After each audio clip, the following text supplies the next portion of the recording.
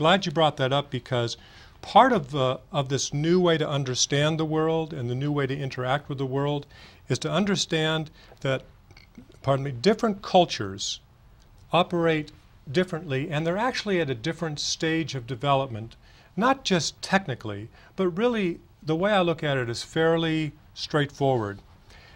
The more of the citizenry of a particular group of people, a nation for instance, the more that people have rights universally, the more people have equal access. I mean, the whole idea of with women's rights, the idea of rights of people of ethnicities, all these things, we're working toward that.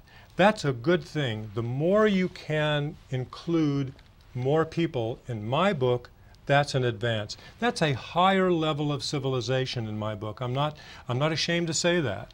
I think it's an advance in civilization that more people have the opportunity to enjoy the fruits. And that's part of the American dream.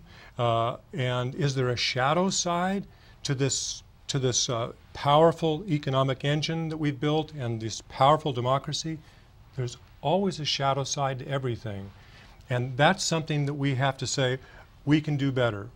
This is an experiment in democracy we talk about. Plus, is there really a way to wind forward and higher? And I really think there is. Just as the difference between Isaac Newton, one of the most brilliant men that ever lived, came to understand the powers of the universe, literally could formulate them and predict what would happen to objects in space.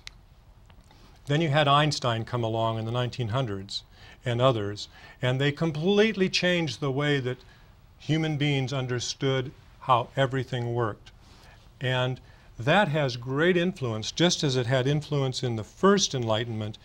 The new science of the second Enlightenment is having a tremendous effect on, or a potential effect on, how we understand the world and how we're going to act in the world today. Now, when you speak of how we're going to act in the world today, right. I'm reading a book now written by a person that grew up here in Yamhill County called The Other Half. Oh, you mentioned that, yes. Yes, which he's now a reporter for the New York Times. Mm-hmm. He and his wife wrote this book, The Other Half, and it's really about women. Oh, I see. Women throughout Africa, women right. throughout Asia. In other words, half the population that has not had the rights yeah. and the opportunities right. to develop and participate in the life of that country or that culture. Yep. And in fact, our own culture went through that process as well. When the United States formed and had its Constitution, women did not have the right to vote, women did not have the right to make contracts, very restricted. We have come to a different level of consciousness, a different way of looking at the world, and said we need to include everybody. So then from 1920 on, something like that, women could vote. It took a little longer for other things to take place. How about people of color in this country? They were restricted, and then that also has come to almost full flower, but there's still problems. It's important, and I think, to have the humility to understand that no matter what kind of system you create, there are always unintended consequences of that system. And there are always things that we have to take a hard look at and say, if we expand our base of knowledge, if we look deeper and wider into things, how big a picture do I have? And the one thing that I like to use as an example is the Hubble telescope out in space. It can see farther and clearer than any telescope in the history of the world. It can view things and give us a deep understanding of deep space. And we also have the electron microscope, which gives us these unbelievably small, the pictures of very, very small areas on the order of actual individual atoms.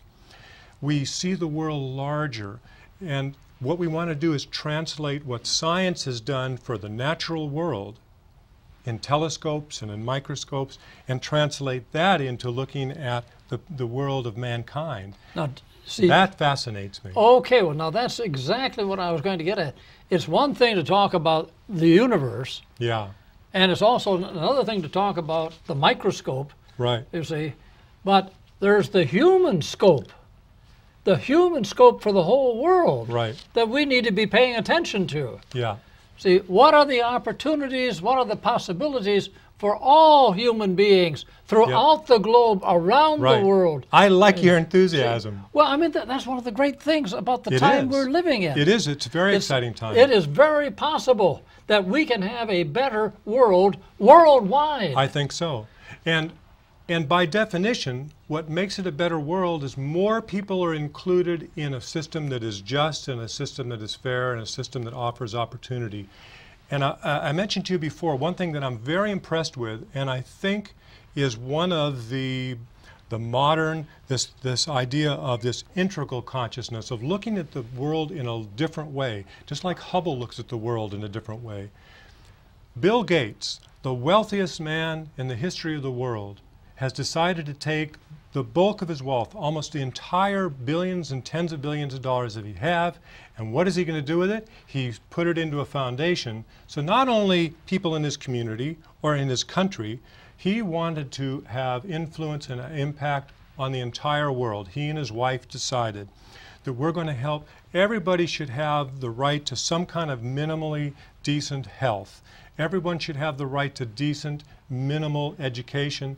And he's going to take his tens of billions of dollars. He has a world-centric view, not an ethnocentric or nation-centric view. It's bigger, just like the Hubble telescope is bigger.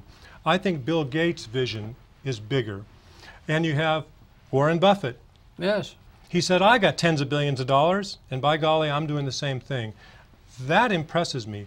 That is something I think which is a harbinger, which might be one of those real fulcrums and footmarks in history we look at and say, that's a new way to understand and a new way to interact with the world. And I'm even saying, and all you people out there, I worked in the field of business. I want to see businesses make money. I also want at the same time for people to be treated with respect, and the workers who produce the wealth, there should be a fair treatment of workers. There should be this all people's rising. And what's really interesting to me is I think in the next couple of generations, I'm hoping, there'll be a new form of corporate business model that is less likely to do damage in certain ways and more likely to say, you know what, we need to think like Bill Gates. We need to think like not only making money, but we have a responsibility. And it goes back to one of my initial premises here. How can we both improve the human condition? How can we care for the earth and at the same time be profitable and generate good jobs for a lot of people? It is possible. And I think it starts with this foundation of a new way to look at the world. You had the first Enlightenment and their way of looking at the world, and it changed the world. And now we have this emerging second Enlightenment. I'm hoping that's true. Well, I'm hoping that you're right about that, because as a matter of fact, that's exactly what we need. See, I think so. A second Enlightenment. Yes. Yes, that takes people and people around the world. Around the world. Into consideration, right. And what we can do that all of us can realize, that is, all of us around the world can realize our possibilities for the well-being of ourselves right. and of the rest of nature. Yep. Oh. And take something as simple as loaning a woman in Bangladesh $50 or $30. They're called microloans. Millions and millions and millions of women have been given microloans, and they pay them back at something like 98 or 99% because they're such small amounts. It's liberating women who are both either single or widows or something, or the sole earners in their family, for them to start a very small business, a totally new way to look at money. And in fact, it is still capitalism. It's a different way to use the power and the engine of capitalism. I take issue with people who say that capitalism is just bad. We have to understand the larger picture. And that's really the point of this book I've been reading, yeah. The Other Half. Right. Thank you so much. You mean the minute, the 30 minutes has gone by, Frank? That's right. Thank you for sharing. Thank you. And thank you for caring. Always a pleasure, Frank.